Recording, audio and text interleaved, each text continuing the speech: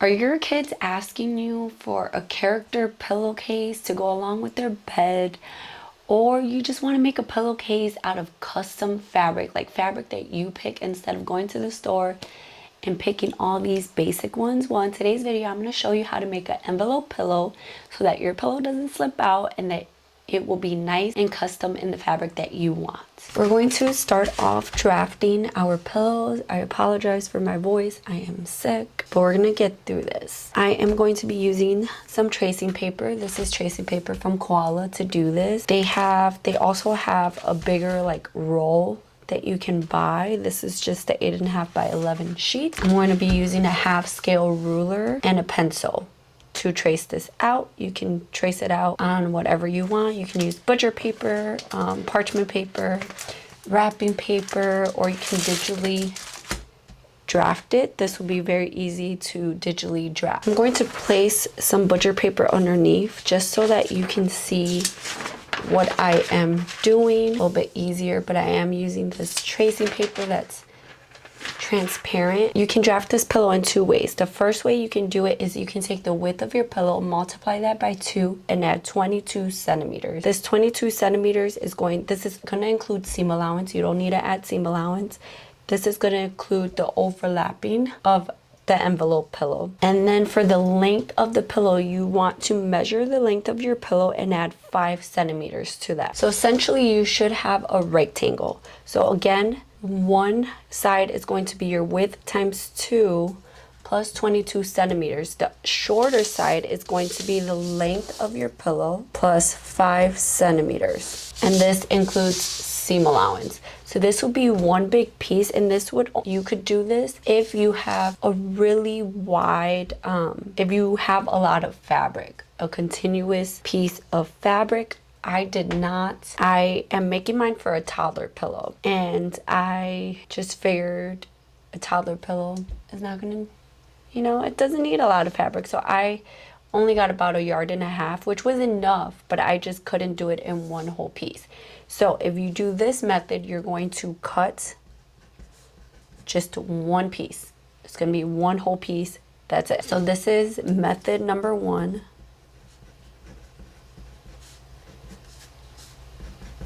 So another way you can draft this is we're gonna do it in 2 pieces now if you don't have one continuous piece of fabric. We're going to take the width of the pillow plus seam allowance on all sides, which on both sides.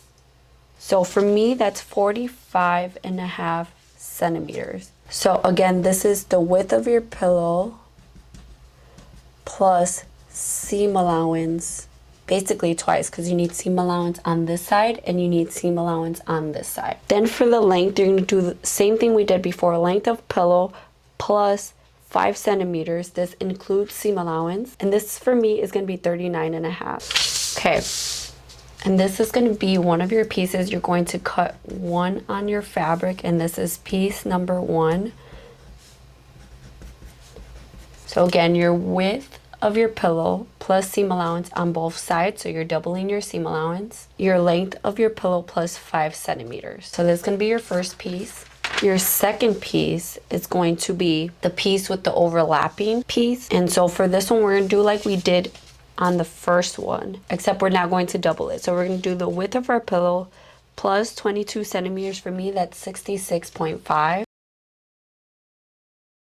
So we're going to do the width, again, width plus 22 centimeters. For the length, we're going to do the length of the pillow plus 5 centimeters, just like we did for the other one. Okay, so again, the shorter sides for this is going to be your length plus 5 centimeters, just like the other one,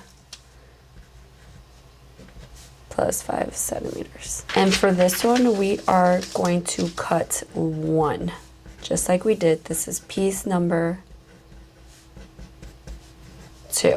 Again, this is the one with your overlapping piece. So again, we're doing width plus 22 centimeters and then length plus 5 centimeters. So we'll have this piece and we'll have our other piece that is the width plus seam allowance times, double our seam allowance, and then the length plus 5 centimeters. You can add a little more wiggle room to your piece if you want. It is up to you. This has a little bit of wiggle room. You want more wiggle room, you can. So now that we have drafted that, we're going to cut out our pieces and then we're going to start sewing them together. So we're actually going to take one of our pieces and we're going to face it with the right side down. You want to be looking at the wrong side. Then you're going to take your other piece and you're going to face that wrong side. Make sure if you have a directional pattern, make sure that it's going the right way. This one can really go either way, so it doesn't matter. If it's directional, make sure they're both going the same way. Then you're going to line up the short raw edges and you're going to pin or clip all the way across it. And we're actually sewing this with French seams, which is why we are doing them wrong sides together. So this way you don't need a serger. You're just going to do everything on your sewing machine. So you're going to sew at half of a 1 centimeter seam allowance.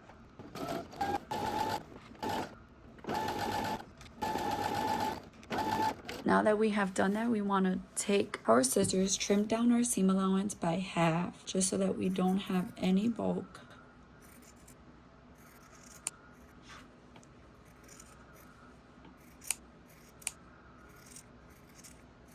We're going to flip it so that our right sides are touching each other. You're going to kind of roll out your edges. You can iron this if you want. You're going to roll out your edges and then pin or clip if you feel like you have to. And we're going to sew at a 1 centimeter seam allowance all the way across. We're going to grab both of our pieces and we're going to face it with the wrong side up. We're going to fold over to the wrong side a centimeter and then fold another centimeter and pin or clip that in place. We're going to repeat that for our other smaller piece as well. Now we're going to take this over to our sewing machine. We're going to top stitch our hems down and we're going to sew from the wrong side our 1 centimeter. Okay, I'm going to start off by just sewing my 1 centimeter first.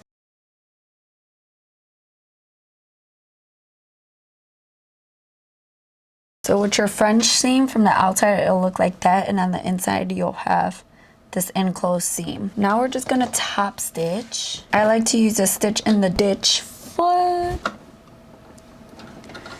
And I'm just going to top stitch. I'm gonna do it from the wrong side. You can do it on the other side if you can feel your seam and you feel confident.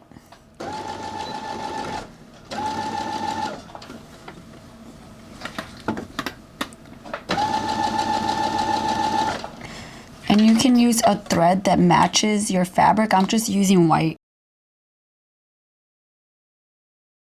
Okay, so now that we have top stitched our 2 pieces and we've sewn the seam for our short pieces, we're gonna line things up again, wrong sides together. And we're going to line up these longer raw edges now together. And then we're just going to pin or clip along these longer edges. You want to make sure you roll this middle seam real good so that everything lines up the way it needs to. Once we have pinned or clipped our sides here, we're going to take this over to our sewing machine, and just like before, we're going to sew at a half centimeter and then sew at 1 centimeter. Once we have sewn all the way up to right here, we're going to take our scissors again and we're going to trim down that seam allowance. Honestly, you don't even really have to because that seam allowance is very small. It's up to you if you want to trim it or not. But we're going to flip it. Can take out these clips here. We're going to flip it wrong side out now. We're going to make sure we poke out our corners here. Okay, once we have done that, we're going to do the exact same thing we did before. We're going to roll out our edges. You can pin or clip them if that makes it easier for you to be able to make sure that those edges are rolled out all the way. And then this longer part, we're going to take it and we're going to roll it in making sure that it's completely tucked in here. So you want to make sure that you're rolling it all the way in and that it is completely just tucked into your side, because we're about to sew it into here. So make sure that it's like tucked into that seam allowance there, and then you can pin or clip. Make sure that it is lining up. Oops, I took out my clip. To make sure it's lining up with the seam right here. Now that we have tucked in that longer part into here, we're going to take this over to our sewing machine and we're going to sew at a 1 centimeter seam allowance all the way across on both sides.